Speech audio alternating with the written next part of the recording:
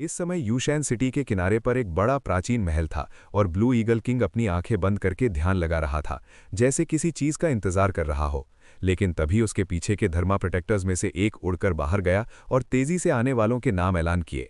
सोंगजियांग्स का barbarian bear king, king जोस का azure wolf king, Tibetan mastiff dragon dog king, 10,000 snakes cave snake king, जेनशैंस का one horn king. फिर हर थोड़ी देर में एक ओवरलॉर्ड लेवल का बंदा दिखाई देता। एनिमलाइजेशन से पहले ऐसा मंजर बिल्कुल असंभव था, लेकिन अब ये खूंखार जानवर सब इकट्ठा थे और बेहद शांत ढंग से। तो होस्ट ब्लू ईगल किंग के कोऑर्डिनेशन में उन्होंने एक दूसरे से उत्साह के साथ बातचीत की। लेकिन तभी जानवरों ने कुछ असाधारण महसूस किया, लगता था, और सब अपना सर घुमाकर महल के बाहर देखने लगे। फिर एक दबदबे वाला नाम गूंजा, ड्रैगन वर्शिप होली लॉर्ड का आगमन हो रहा है। इस वक्त आसमान हर तरह के परिंदों से काला हो गया था। इस अचानक हुए ऐलान ने जानवरों में तुरंत हलचल पैदा कर दी। पहली चीज जो उन्होंने सोची वो डायनासोर थी। आखिरकार पूरे इंसानी इतिहास में ड्रैगन से जुड़ी एकमात्र चीज डायनासोर ही थी। और भले ही ये जानवर अब फूड चेन के टॉप पर थे, डायनासोर्स जैसे प्री हिस्टोरिक जीवों के मुकाबले वो शायद सिर्फ खाना ही होते। जहां तक उस लेजेंडरी डिवाइन ड्रैगन की बात है, जो बादलों पर सवारी कर सके और हवा और बारिश को कंट्रोल कर सके, उन्होंने ऐसा सोचने की हिम्मत तक नहीं की। लेकिन जब उन्होंने आवाज का पीछा किया, उन्होंने सिर्फ परिंदों का एक काला झंबाड़ा देखा। कोई डायनासोर नहीं था, ये ड्रैगन्स लेयर से ज्यादा बर्ड्स नेस्ट लग रहा था। इससे राहत महसूस करते हुए कि कोई डायनासोर नहीं है, जानवरों ने चैन की सांस ली और आसमान का मजाक उड़ाने लगे। जैसे ही परिंदों का झुंड बिखर गया, आपको कोने पर एक सीट पर ले जाया गया। तभी जानवरों ने एहसास किया कि तथाकथित सो कॉल्ड होली लॉर्ड असल में गौसॉक की पीठ पर रखे लक्कड़ के बॉक्स के अंदर था। फिफ्थ धर्मा प्रोटेक्टर की तरफ से उसने पहले ही आपकी सारी जानकारी ब्लू ईगल किंग को रिपोर्ट कर दी थी। आपकी भयानक ताकत के बारे में जानते ही उसके दिल में हैरानी का एक झटका लगा। फिर उसकी आंखों में एक इंस्पिरेशन की चमक दिखाई दी। साफ तौर पर वो कुछ अच्छा प्लान नहीं कर रहा था। लेकिन इस वक्त आपने कुछ हैरतअंगेज खोजा। जैसे ही आप महल पहुंचे, आपने थोड़ी बेचैनी महसूस की। ये ना समझ में आने वाला एहसास पहले सिर्फ एक बार दिखाई दिया था, जब अर्थस्विल दूसरी बार नीचे आई थी, और अब ये फिर से दिखाई दिया। क्या इसका मतलब ये था कि अर्थस्विल फिर से नीचे आने वाली थी? जैसे ही वर्ल्ड कॉन्फ्रेंस आधिकारिक रूप से शुरू हुई, ब्लू ईगल किंग प्रोसीडिंग्स की अध्यक्षता करने के लिए खुद बाहर आया। उसने पहले वर्तमान स्थिति का विश्लेषण किया और एक नई व्यवस्था, ऑर्डर स्थापित करने का अपना प्लान बताया। उसने इतनी मेहनत करके इन ओवरलॉर्ड लेवल के जानवरों को इकट्ठा इसलिए किया था ताकि वो एक ताकतवर लैंड अलायंस बना सके, ताकि उसके साथ पूरे ग्रैंड कैनियन पर राज कर सके। लेकिन उससे पहले उन्हें एक लैंड अलायंस लॉर्ड चुनना था, और उनमें से ज्यादातर जानवरों ने ताकत के जरिए विजेता का फैसला करने का समर्थन किया।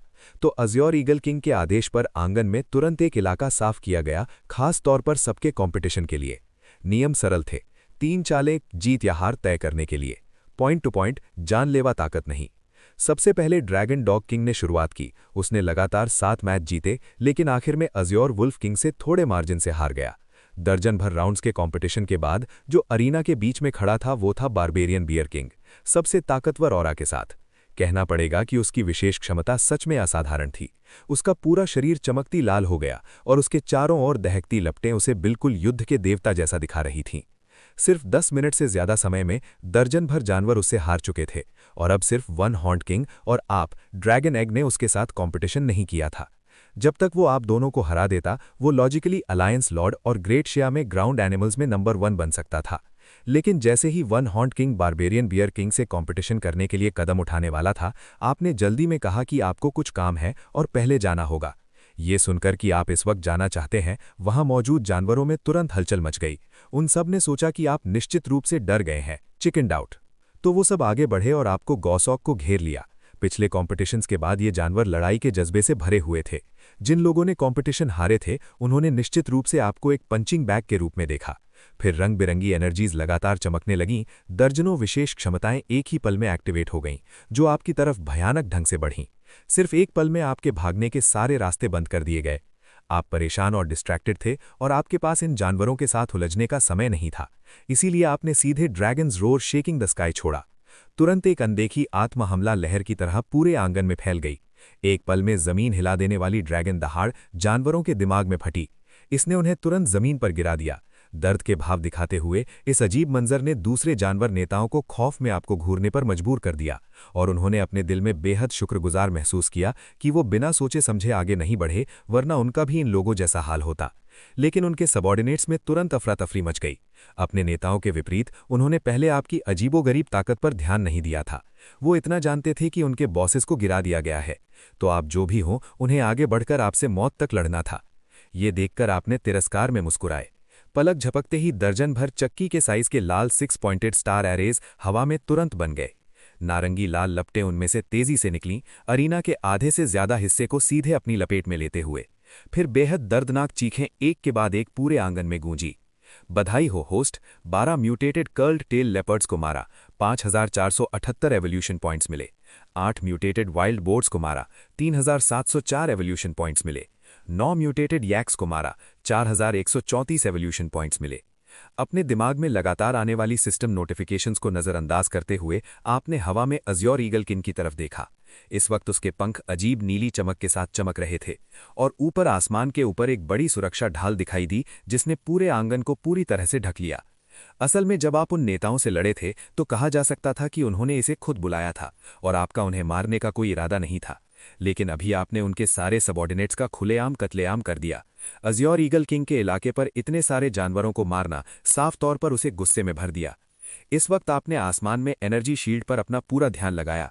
आपका एहसास सही था, अज़्योर ईगल किंग इतने सारे ओवरलॉर्ड लेवल के जानवरों को बुला सकता था।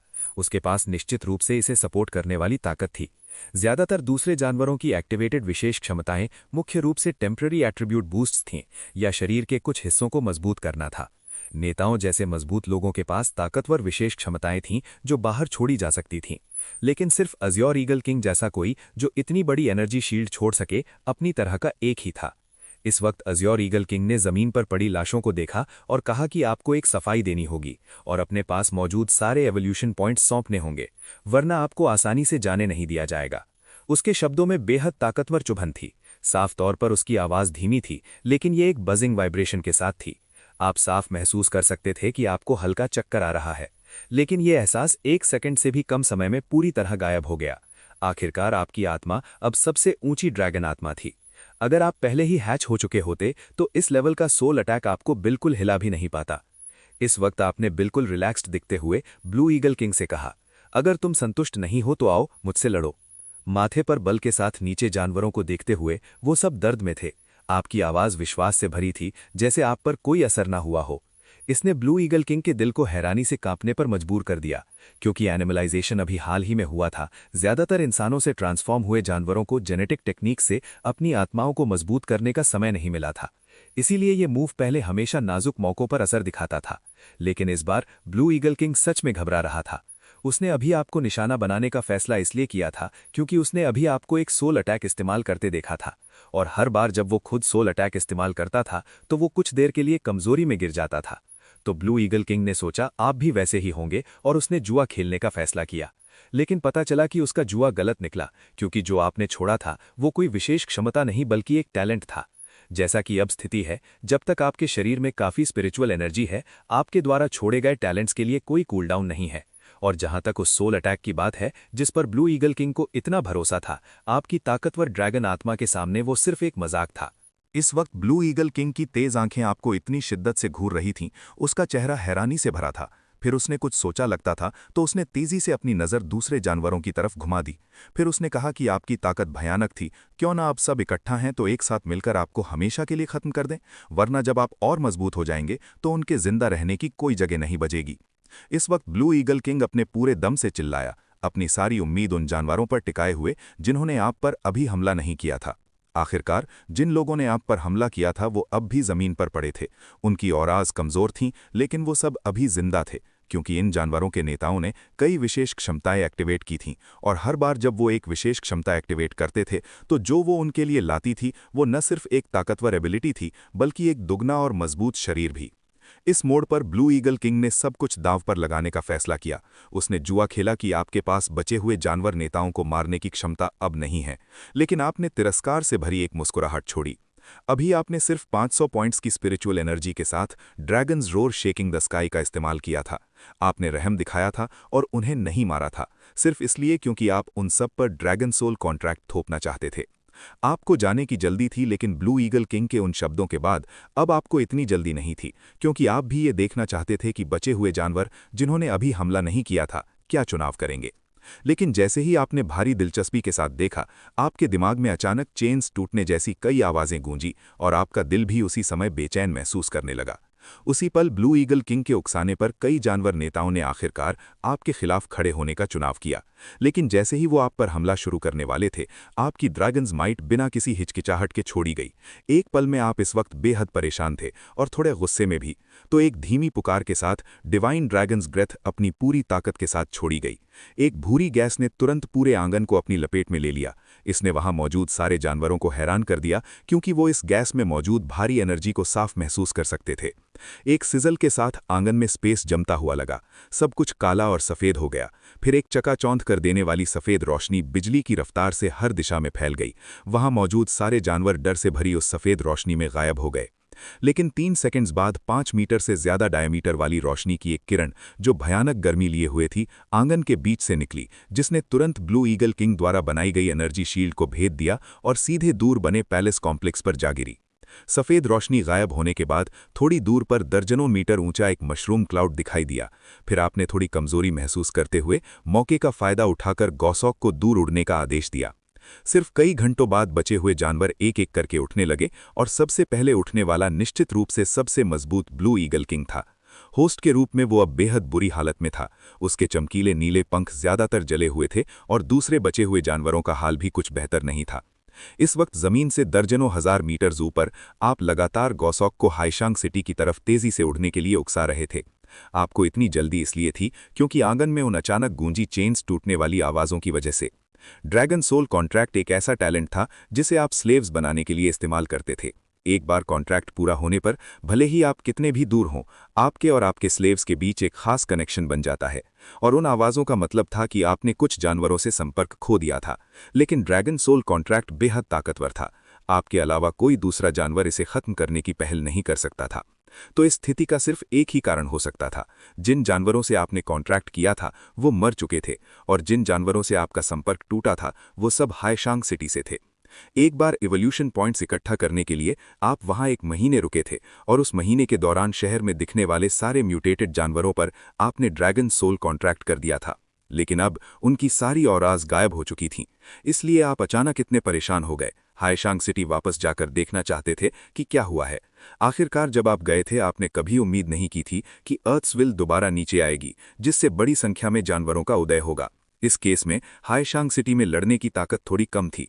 वांग किली के साथ भी जो कुछ दिन पहले वापस गया था, नतीजा वही होता, क्योंकि वो सारी औराज एक ही समय पर गायब हुई थीं। इसे हासिल करने के लिए हाईशांग सिटी पर हमला करने वाले जानवर निश्चित रूप से बेहद ताकतवर होंगे। एक रात लगातार उड़ान के बाद आखिरकार आप हाईशांग सिटी के इलाके में दाखिल हुए। लेकिन तभी एक बेहद परिचित आकृति तेजी से आपकी स्पिरिचुअल सेंस में दिखाई दी। तो आपने गौसॉक को उसे तुरंत रोकने का आदेश दिया। सही है, यह आकृति कोई और नहीं बल्कि हस्की था, जो ईवल डॉग गैंग का पुराना स्ट्रैटेजिस्ट था। जैसे ही उसने आपको देखा, वो खुशी के मारे लगभग रोने लगा, और उसके बताने से आपको आखिरकार समझ आया कि हाईशांग सिटी में क्या हुआ था।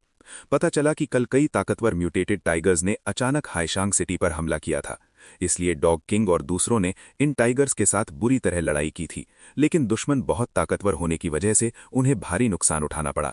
हालांकि खुशकिस्मती से वांग किली एक दिन पहले ही हाईशांग सिटी वापस आ गया था, वरना नतीजा और भी भयानक हो सकता था।